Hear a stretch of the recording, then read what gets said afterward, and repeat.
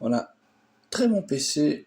J'ai été agréablement surpris en fait du rapport qualité-prix, la vitesse de l'appareil. Donc on a du SSD de 256, on a 8 Go de RAM. On a un appareil qui est très fin, donc regardez par rapport à mon petit doigt là, c'est vraiment mon auriculaire que je place. Vous voyez, c'est mon auriculaire que je place ici par rapport, voilà, pour voir un peu la finesse, si vous voulez, de l'appareil. Ça, c'est vraiment déjà un premier point parce que au plus l'appareil est petit et miniaturisé, au moins il va consommer. Ça, c'est une chose, surtout au niveau de son écran.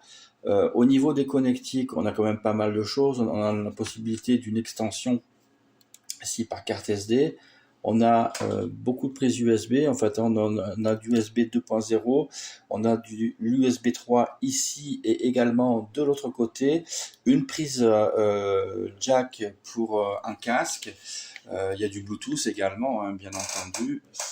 Ici, on a une prise C, on a du HDMI et encore un port USB 3. Donc on est plutôt correctement à ce prix-là. On est correctement fourni en USB. Hop, je vais rouvrir la bestiole. Voilà. Alors, vous voyez qu'elle revient plutôt bien. On a des couleurs qui sont assez vives. Donc ça c'est plutôt intéressant en fait. Au niveau de l'écran, j'ai été surpris également de la vivacité des couleurs. Comme je dis dans le commentaire, on a un clavier à la base qui est en QWERTY, mais qui a un support en fait qui ne se voit absolument pas. Ça recouvre parfaitement les touches. On a plusieurs possibilités en fait et dans plusieurs langages en fait si vous voulez de recouvrir le clavier avec du AZERTY et ça le fait absolument parfaitement. Donc quand vous choisissez la langue lors de l'installation de l'OS, choisissez bien la langue française, etc. Tout ira parfaitement. Vous mettez ce cache, ce tapis en fait qui recouvre les touches et on n'y voit que du feu mais absolument rien, c'est vraiment hyper bien fait. J'étais choqué d'ailleurs vraiment de la justesse en fait des dimensions de ce pavé. Donc vraiment vraiment bien. Voilà, je vais hop redémarrer le truc. Donc alors on va mettre notre petit code. Ça va bouger un instant, désolé les amis. Hop, hop, hop, voilà. Donc bien, moi je l'ai acheté particulièrement en fait pour travailler, donc je travaille avec cet outil-là. Voilà, je vais l'ouvrir. Hop,